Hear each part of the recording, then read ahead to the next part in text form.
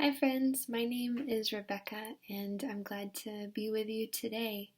I'm grateful for the opportunity to encourage one another in these unique and challenging times.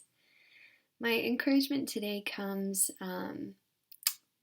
focus on the idea of the invitation to be gentle with ourselves and really to be kind with ourselves. None of us have walked through something like this before, and I want to encourage us to be gentle, um, especially with the word should. I should feel this way. I should be able to manage all of these changes better. Maybe we could give ourselves a break from the word should.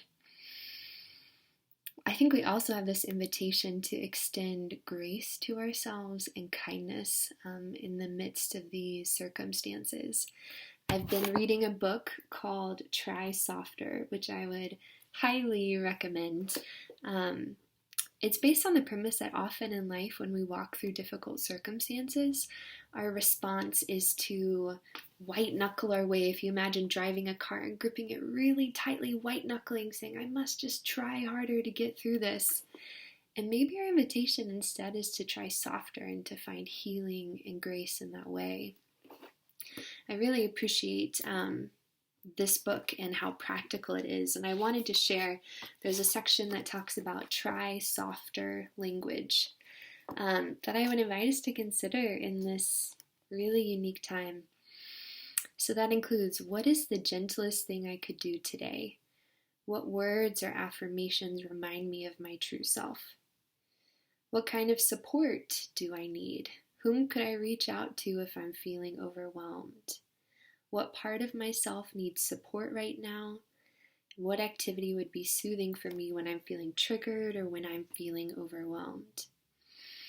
This book also talks about how to handle our emotions and how to walk through them in a healthy way. There's a quote at the beginning from Brene Brown that says, most of us were not taught how to recognize pain, name it, and be with it.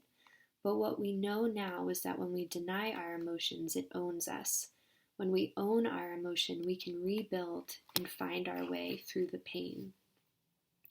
So I think there's an invitation for us in this season to sit with these uncomfortable emotions, which I will be the first to say is not my go-to and is not always comfortable, but I think it's an important part of learning to sit and be with our whole selves and to find healing in this season. So this book talks about some ways to foster emotional health that I wanted to share. One is naming the experience. I feel afraid. I feel uncertain. I feel nervous. I feel tired. I feel impatient. Naming what we're feeling.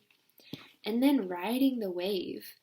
Says often if we can tolerate staying with the emotion for 30 seconds to a minute, we find that it will peak and then dissipate. And I recognize that for some of us, we walk through prolonged seasons marked by certain emotion, but this is an encouragement for us to sit with the emotion.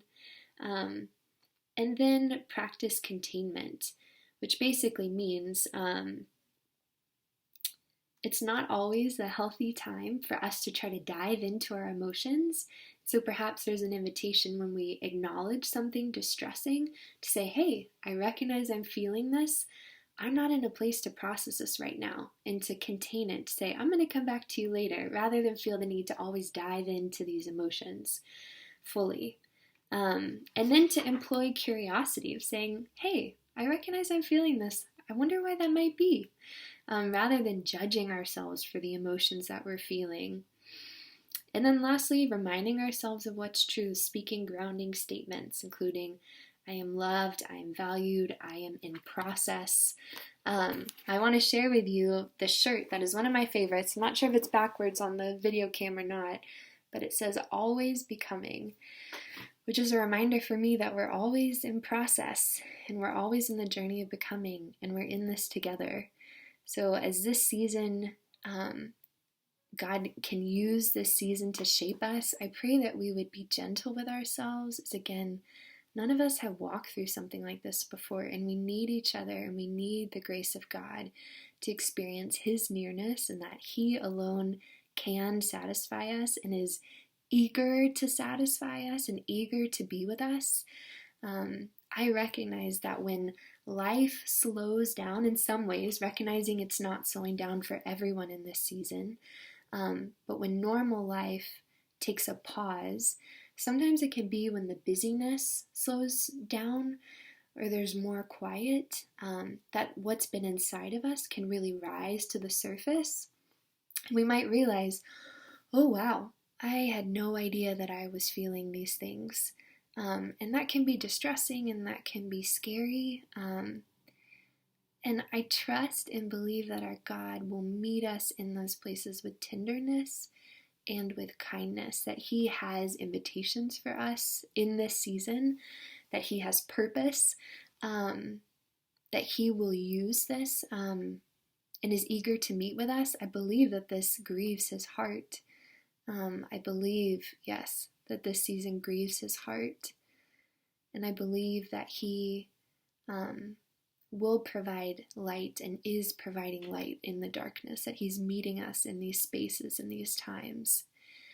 So friends, I hope that you will be encouraged that the Lord is close to the brokenhearted, that He is slow to anger, that He is abounding in love and compassion, and He invites us to receive His love and to extend it to ourselves by being gentle with ourselves, being kind to ourselves, by trying softer in this season, and extending it in love to those around us.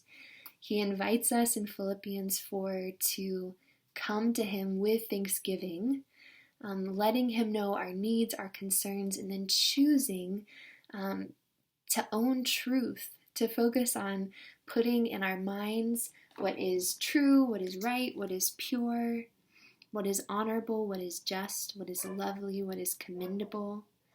And He promises that in everything, by prayer and supplication with thanksgiving, when we make our requests known to God, it says, and then the peace of God, which surpasses all understanding, will guard your hearts and your minds in Christ Jesus. Friends, I hope that you will receive God's kindness and grace in this season, that you will extend it to yourself and to those around you. Peace be with you.